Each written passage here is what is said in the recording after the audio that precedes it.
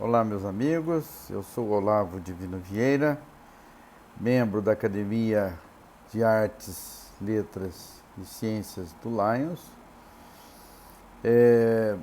Nós fazemos parte também da Comissão de Ciências da Academia e hoje estamos aqui para falar com vocês, meus amigos, companheiros, confrades, confreiras e amigos todos. Falar um pouco sobre aqueles que tornaram a ciência do Brasil respeitada no mundo todo.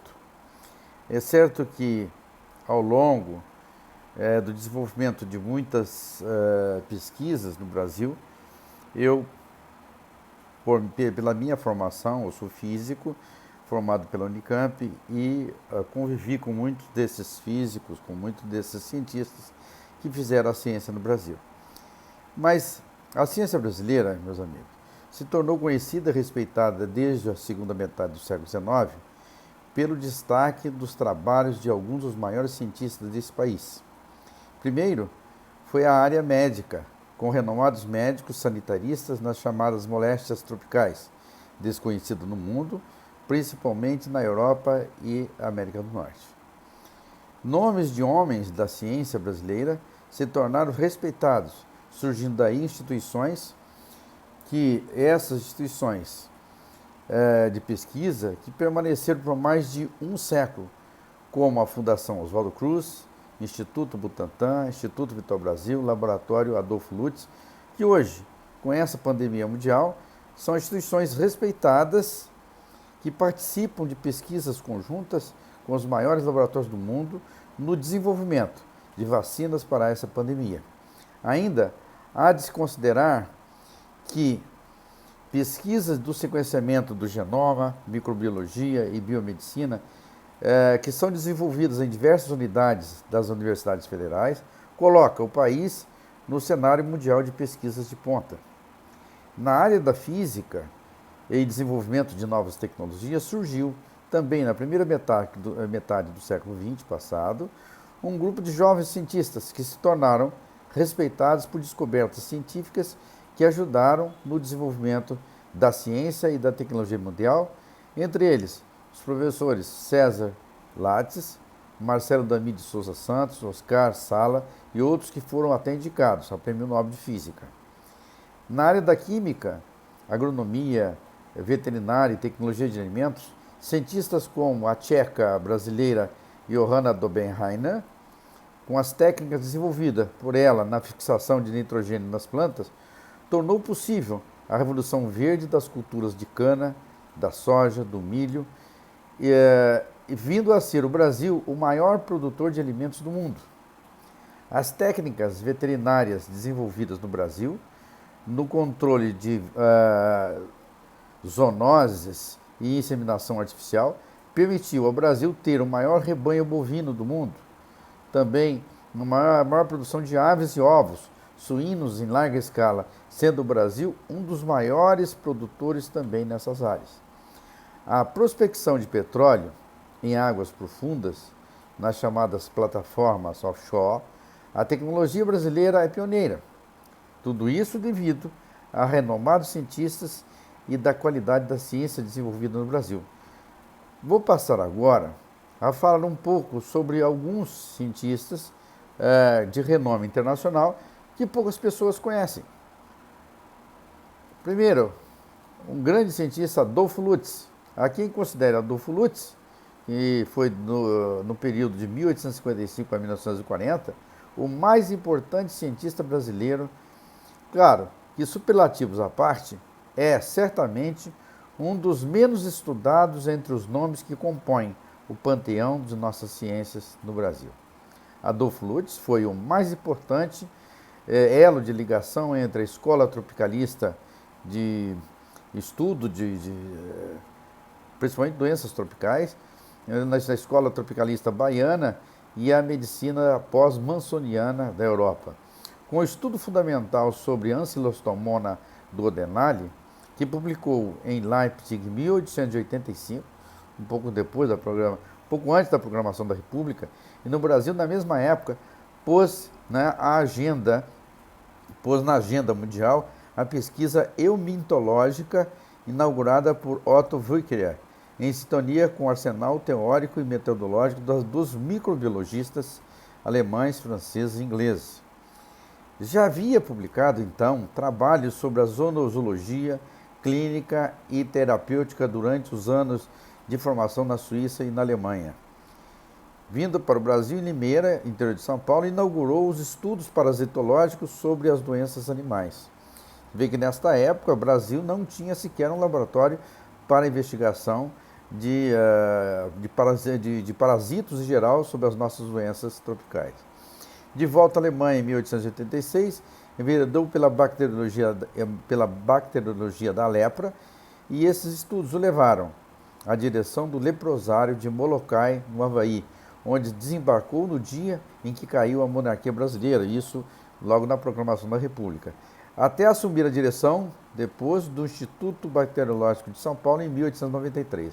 Adolfo Lutz percorreu diversos espaços geográficos, Rio de Janeiro, por exemplo, São Paulo, Europa, Estados Unidos, Oceania, e ensinando, levando conhecimentos da clínica médica, imunologia, bacteriologia, terapêutica, veterinária, dermatologia, protozoologia, malacologia, micologia, principalmente a micologia estomolocal, deixa marcas duradouras de sua passagem nos estudos sobre o mormo, quer dizer, mal das cadeiras, a osteoporose dos cavalos, plasmodiose das vacas, parasitos de animais silvestres e domésticos, lepra, ancilostomíase, lepra, também febre amarela, tuberculose e doenças da pele. Também, logo depois, um dos seus alunos que conviveu com ele, foi contemporâneo de Adolfo Lutz, Oswaldo Gonçalves da Cruz, Oswaldo Cruz, nascido em São Luís do Paraitinga, em São Paulo, em 1872, médico, sanitarista e bacteriologista, pioneiro no estudo das moléstias tropicais e da medicina experimental no Brasil. Formado na Universidade do Brasil, hoje o UFRJ, estagiou por 3 anos no Instituto Pasteur de Paris e organizou o combate à peste bubônica em Santos e depois no Rio de Janeiro, fundado ele do Instituto, pelo governo brasileiro, do Instituto Fisioterápico Federal, quer dizer, ele foi um dos fundadores, para desenvolver o soro para erradicar a febre amarela no Rio de Janeiro. E daí foi a origem do Instituto. Esse Instituto Fisioterápico Federal tornou-se mais tarde o Instituto Oswaldo Cruz, levando o seu nome.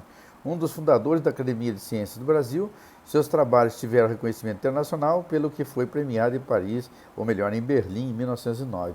É importante lembrar que Oswaldo Cruz, ou melhor, o Instituto Oswaldo Cruz, hoje faz parte dos laboratórios de ponta que desenvolvem vacinas para o combate à pandemia mundial do Covid.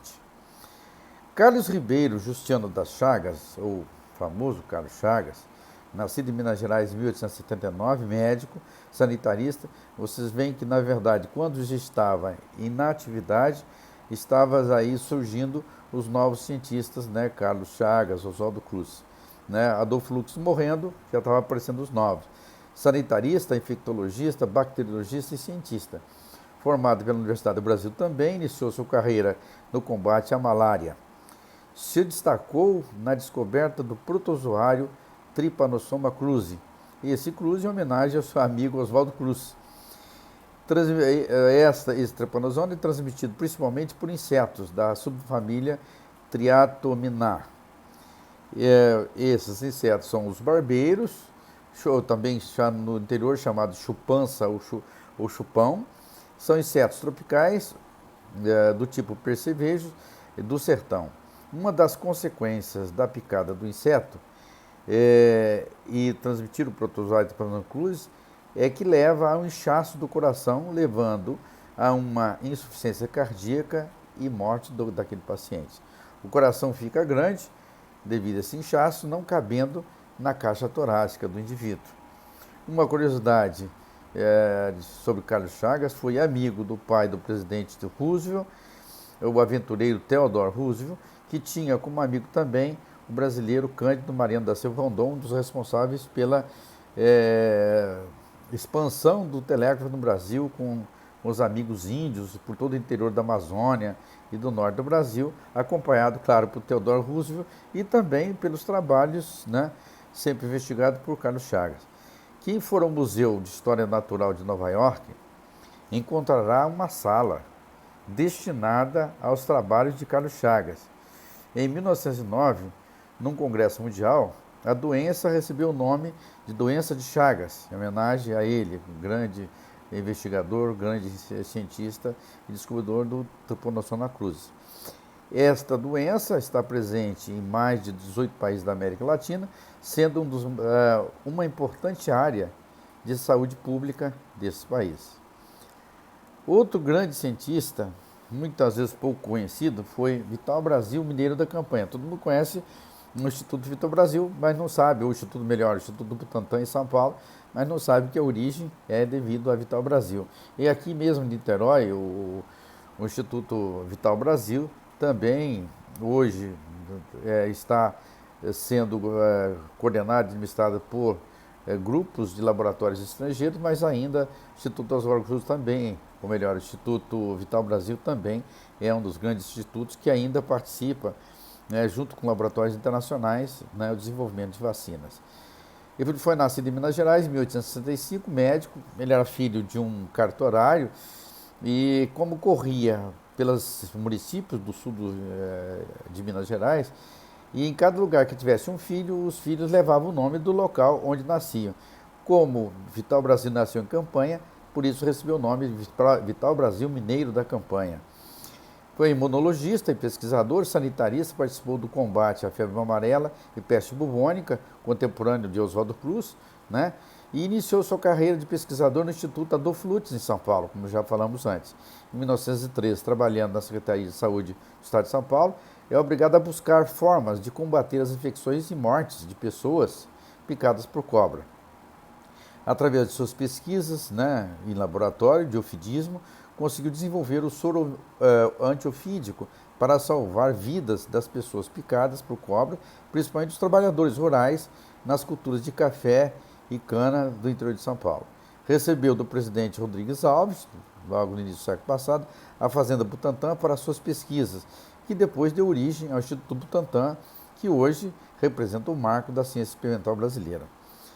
Participou de pesquisas associadas com o Instituto Pasteur em Paris em 1915, depois de participações em diversos congressos internacionais. Recebeu o reconhecimento da ciência mundial pelos seus trabalhos experimentais. Uma curiosidade foi que, estando num congresso de ofidismo nos Estados Unidos, um colega médico americano, com um problema com um paciente picado por uma cobra desconhecida, acabou o presidente americano de então indicou, que estava presente nesse congresso, indicou o Vital Brasil para acompanhar o médico conterrâneo para ir tratar do seu paciente.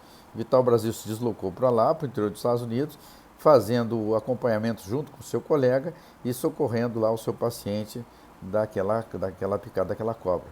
Então, era já um cientista de grande renome internacional na época, né, no início do século passado. Um outro grande brasileiro de pesquisa e de importância da pesquisa brasileira foi o almirante Álvaro Alberto da Mota e Silva, cientista nascido no Rio de Janeiro em 1889, militar da Marinha, se envolvendo na Revolta da Chibata em 1910, muito conhecida, principalmente aqui no Rio de Janeiro, sobre a Revolta da Chibata. Mas ele fez escola politécnica do Exército e químico, foi professor de Química e Explosivos da Marinha, tinha em mente a criação de uma instituição governamental cuja principal função seria incrementar, amparar, coordenar a pesquisa científica nacional. Nomeado em 1946 para a Comissão de Energia Nuclear do Conselho de Segurança da ONU, recém-criada, associou-se aos representantes russos na rejeição de proposta do Plano Baruch, em que os norte-americanos pressionavam para controlar as reservas mundiais de tório e urânio, são os materiais transurânicos, materiais fissionáveis. Já em 46, logo depois do jogo da bomba atômica, quando se jogou a bomba atômica sobre Hiroshima e Nagasaki, os americanos queriam controlar, né, exatamente as reservas de tório e urânio, e o Brasil é riquíssimo, né, nesses minérios em geral, né. Fundou a Sociedade Brasileira de Química em 1922 e presidiu a Academia Brasileira de Ciências em 1935. Foi presidente da Comissão de Energia Atômica da ONU até 1955 e fundou também o Conselho Nacional de Pesquisas, o CNPq, foi um dos fundadores. Eu tive a honra, agora falando de outro brasileiro, grande cientista, tive a honra de fazer iniciação científica e fui aluno por 2 anos de César Mansueto Giuliano Lattes, famoso César Lattes. Nascido em Curitiba em 1924, físico brasileiro, descobridor da partícula elementar chamada meson-pion, é uma subpartícula com massas intermediárias entre o próton e o elétron, por isso é chamada meson, né? E hoje se conhece muito bem a estrutura da matéria, devido também aos trabalhos de Lattes, que ajudou a trilhar esse caminho de conhecimento da estrutura da matéria, que é o conhecimento do chamado meson-pion, descoberto por ele em 1948, lá na Europa.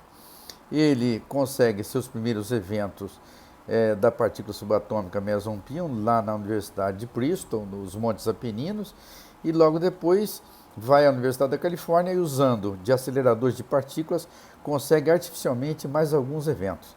Teve reconhecimento mundial pelos seus experimentos. Essa partícula era prevista desde 1932 pelo físico japonês Hidemi Yukawa e foi Lattes que a identificou experimentalmente. Com isso, liderou um grupo de pesquisas em partículas elementares no Convênio Brasil-Japão desde os anos 65 até 1980.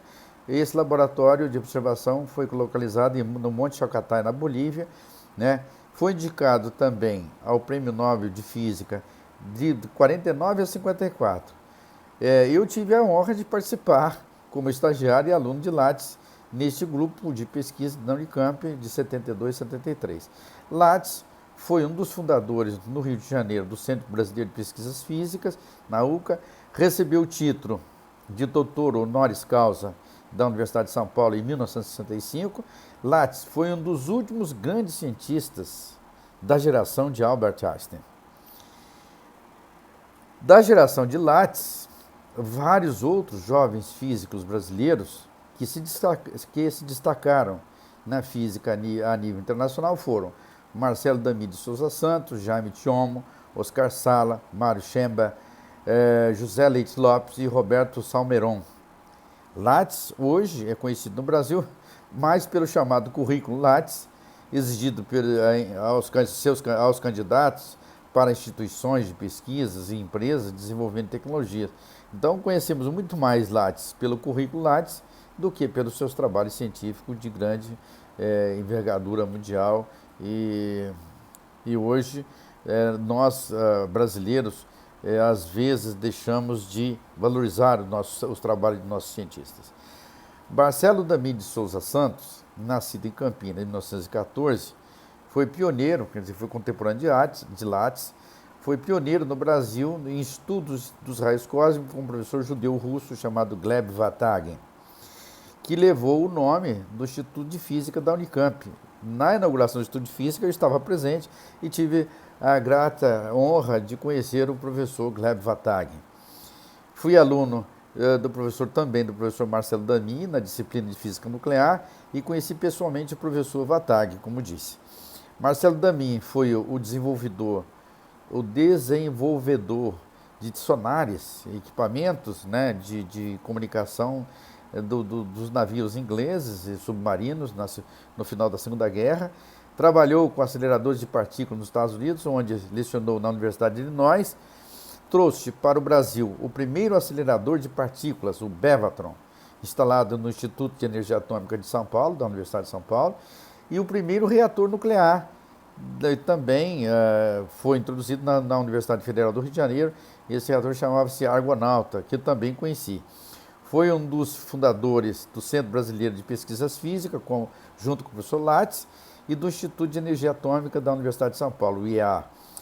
Ajudou a organizar o Conselho Nacional de Pesquisas com o professor Oscar Sala e membro da Comissão Nacional de Energia Nuclear. Foi um dos fundadores da física na Unicamp, de quem fui aluno, e ele também foi diretor do Instituto de Física por 2 anos, na minha época, enquanto estudante. Johanna Dobenheimer nascida em Ust nad Labem, na Tchecoslováquia, em 1924, eu, meus amigos, tive a oportunidade de conhecer pessoalmente e conviver com Johanna Dobenheimer, uma senhora muito agradável. Interessante que ela estudou agronomia na Universidade de Munique, imigrando para o Brasil em 1951, quando começou a trabalhar no laboratório de microbiologia de solos do antigo Departamento Nacional de Pesquisas Agropecuárias do Ministério da Agricultura, lá da Embrapa, localizada em Seropédica. Como nós estávamos na Universidade Rural, estava em frente à Embrapa, de vez em quando frequentava o laboratório da professora Johanna Dobenheimer. É interessante que ela desenvolveu, é a 7ª cientista brasileira mais citada pela comunidade científica mundial e a primeira entre as mulheres, segundo o levantamento em 1995 da Folha de São Paulo. Suas pesquisas fundamentais para que o Brasil desenvolvesse o Programa Nacional do Álcool e se tornasse o segundo produtor mundial de soja, poupando ao país um gasto anual próximo de 1,5 bilhão de dólares à época, né? E tiveram impacto direto na economia nacional. Seu trabalho de confixação de biológica do nitrogênio permitiu que milhares de pessoas, né, pelo mundo todo, conseguissem alimentos mais baratos e saudáveis, o que lhe valeu a indicação ao Prêmio Nobel em 1997. No entanto, a cientista é pouco conhecida no Brasil, né? Estava aqui ao lado nosso, mas poucas pessoas eu conheci. Eu conheci a Johanna e todos os filhos dela também, depois professores lá da Universidade Rural e também pesquisadores da Embrapa. Tive a oportunidade de conhecer não só os filhos, mas como também netos. Marcelo Greiser. Marcelo Greiser, nascido no Rio de Janeiro em 1959, físico, astrônomo, professor, escritor e roteirista brasileiro, atualmente pesquisador e professor da Faculdade de Dartmouth, nos Estados Unidos, é membro e ex-conselheiro geral da American Physical Society, conhecido nos Estados Unidos por suas aulas e pesquisas científicas. No Brasil, é mais popular por suas colunas de divulgação científica no jornal Folha de São Paulo. Escreveu 8 livros e publicou 3 coletâneas de artigos. Participou de programas de televisão de divulgação científica nos Estados Unidos, na Inglaterra e no Brasil, entre eles o Fantástico. Marcelo recebeu o Prêmio Jabuti em 1998 pelo livro A Dança do Universo e em 2002 por outro livro chamado O Fim da Terra e do Céu, e em 2007 foi eleito membro da Academia Brasileira de Filosofia. Em março de 2019, tornou-se o primeiro latino-americano a ser contemplado nos Estados Unidos com o Prêmio Templeton, tido informalmente como o Nobel da Espiritualidade. Realmente ele escreve sobre a astrofísica, sobre o universo de uma forma bastante espiritualizada. E interessante que fica muito mais fácil para as pessoas entenderem e compreenderem, né, os segredos do universo, né, e assim por diante.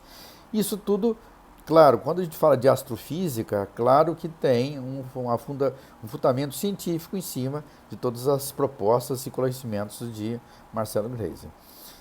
Também, o grande cientista conhecido, vou relacionar aqui alguns outros apenas para relacionar, sem falar sobre eles, mas é muito importante sabê-lo, conhecê-los.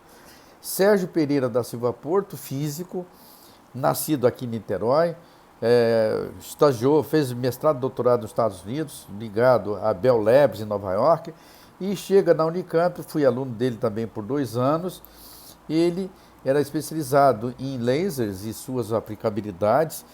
Claro que interessante que foi Sérgio Pereira Porto que introduziu no Brasil o uso dos lasers, tanto na medicina como também, na época, iniciando, foi o uso de laser nas cirurgias oftalmológicas no Instituto Penido Bonier, em Campinas.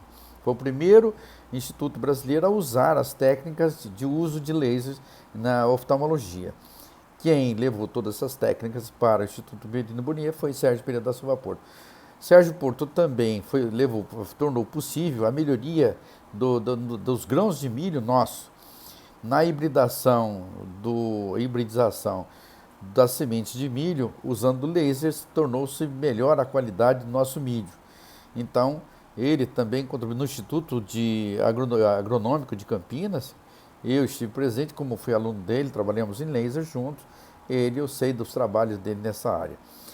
José Elis Ripper Filho, um dos meus orientadores de mestrado, engenheiro e físico, também fez mestrado e doutorado nos Estados Unidos, foi engenheiro pelo ITA, e o José Elis Ripper Filho foi o responsável pela melhoria e desenvolvimento das nossas telecomunicações no Brasil.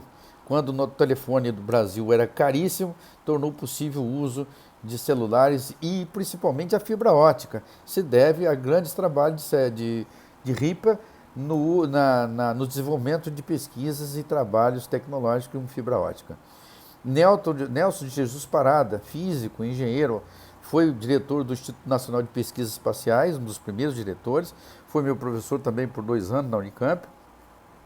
Hoje em dia, né, o lançamento de satélites, como também todas as pesquisas sobre o nosso clima, se devem principalmente a Nelson de Jesus Parada.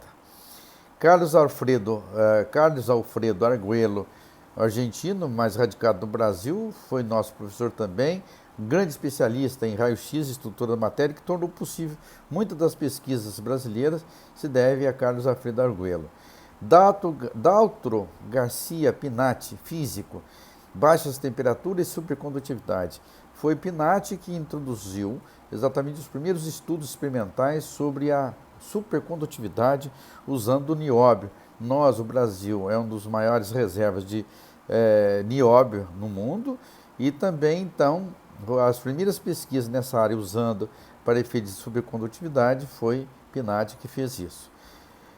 Outro grande cientista a se falar, que deve ser respeitado e lembrado, é Euclides de Jesus Zerbini, cardiologista e pioneiro dos transplantes de coração, de órgãos, no Brasil. Ele foi, assim, um dos pioneiros. Tem até hoje um dos hospitais de São Paulo, ele recebe o nome do Zerbini e há que ser respeitado pelos seus grandes trabalhos. Ivo Pitangui, autoridade mundial na cirurgia plástica, todos aqui no Rio de Janeiro conhecem. Milton Bernardes, físico, principalmente um dos grandes físicos de física teórica na área de partículas e física nuclear. E Oscar Sala, foi diretor do CNPq, foi diretor da Fundação de Amparo à Pesquisa do Estado de São Paulo e também o desenvolvedor, principalmente da física, na Universidade de São Paulo, com o IAA e acima do Instituto de Energia Atômica. Ele foi um grande físico com respeito assim a nível internacional de todos os cientistas da área de física nuclear.